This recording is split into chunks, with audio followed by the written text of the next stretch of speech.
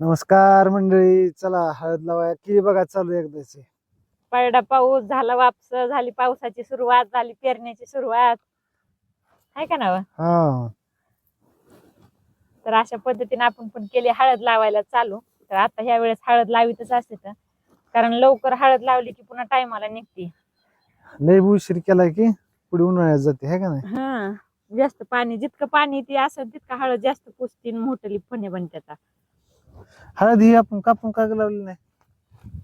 ज्याला एक कोंब येतं का हा ती नाही कापायसारखी, ज्याला दोन कोंब ती मोडून घ्या ना दोनदा. हा हा हा हा. तसं नाही का, हा, मी कापून का लावलेली नाही. हळद का हा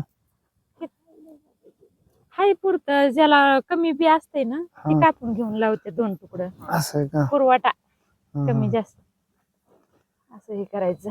पहिलं आम्ही लहान लहान असताना आमच्या मामाच्या गावात 2-2, 3-3 एकर हळद असायची आणि हळद शिजवायला कलाई असायच्या मोठ्या मोठ्या. तुमच्या इकडे होती का नाही हळद. आमच्याकडे हळद नसते जास्त, सुंठ असते, सुंठ. हा आम्ही सुट लावायची जास्त, सुंठ अद्रक. नाहीत लावीत. अद्रक हा आता पहिल्यासारखी माणसं एवढे झटणाना बी गेले की त्याला शिजवायचं कुटाणा असते जास्त. पहिल्यासारखं त्याला शिजवायचं बी नाही राहिलं, पण लोक लावूनच गेले ते. कुकर मध्ये निघले तर हळकुंड हा. बघा ना किती छान आहेत, असे फुटले तर. तरी असं फुटलेलं आहेत का, ह्याचं दोन हे करायचं, दोन तुकडं होत्यात. हे झाला हत्तीच्या ह्याच्यासारखं ह्या का आहे का ना. तर आता आहे का ना, हळद चांगली यावी, जास्त मोठाली फण्या बनावा, ह्यासाठी काय करायचं माहिती का, एक तर वाप आहेत का अशा सऱ्या काढायच्या नाहीत, असं नागमोडी नागमोडी वाप असते तर ती वाप तयार चक्कर दाखव असं वाप तयार केलेलं आपण असं. ती वाप तयार केलं ना, जास्त पाणी पण बसतं त्याला आणि जास्त माती पण लावायला येते. त्यामुळे आहे का ना, आणि अंतरावर किती लावायचं माहिती का, एक तुझभर अंतरानं आहे का ना, एक इतीचं अंतर सोडायचा आणि त्याच्या पद्धतीने असं ही कोंब वर करायची आणि असं लावायची. त्यांना जास्त फण्या मोठ्या मोठ्याला बनतात. पहिलं कसं होतं माहितीये का, असे जागरीला जायचे लोक, हळद शिजवली का नाही, अख्ख्या गावाची हळद शिजवायची एकाच ठिकाणी बघा, आणि तिथं म्हणजे 1-2 ठिकाणी शिजवायची आणि अशी जागरीला तिथं प्रत्येकानं झोपायला जायचं उन्हाळ्यामध्ये. अशी कलायानं शिजवायची हळद. कशी कलायात, हा, लोखंडाच्या मोठ्या मोठ्या कलायान चुलवण. काय त्या चुलवणवालीला पैसे असायचं काय नाही, फुकटच. आता जर कुणाचं ती काय आणायचं म्हणलं तर आता पाणी मागितलं तरी इकत नाही म्हणते ते नाही का. पण ही काय आता कुकर कुकर भाड्यानं ते आणायचं म्हणलं ते भाडं. पहिलं तसं नव्हतं, आपण भाड्यानंच आणलं होतं की. कलईलाच ना फक्त, जाय गेला आणि ती कुठं काय भाडं. तरी कलईला किती भाडं घ्यायची पहिलं, 30 रुपये पोत्याला फक्त. बघा आता तासावर आहे, तासावर.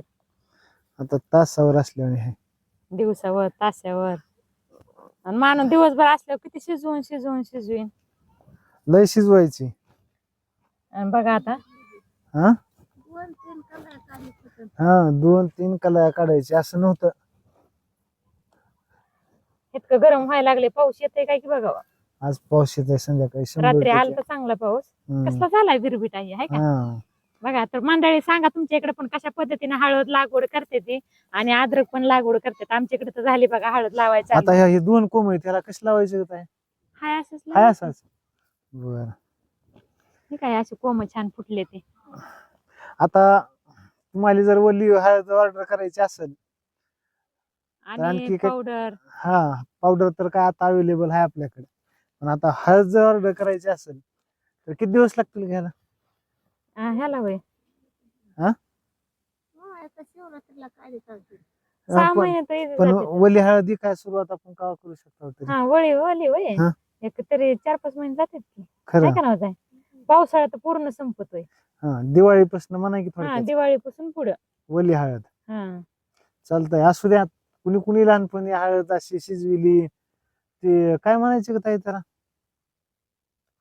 खळ म्हणायचे काय, तळ तळ तळावर झोपाया. हा, तळ तळ तळावर झोपायला सगळ्यांनी जायचं. आमचा सुद्धा नंबर असायचा तिथं. बाबाच्या रानातच हळद टाकायची सारं दुनिया. तर बघा म्हणजे आमच्या इकडे अशी हळद लावायला चालू केली. तुमच्या इकडे पण सांगा, कुणाकडे हळद कशी लावतात हे नक्की कमेंट करून सांगा. चला तर बाय, पाऊस येणार आहे, घेतात पटपटा लावून.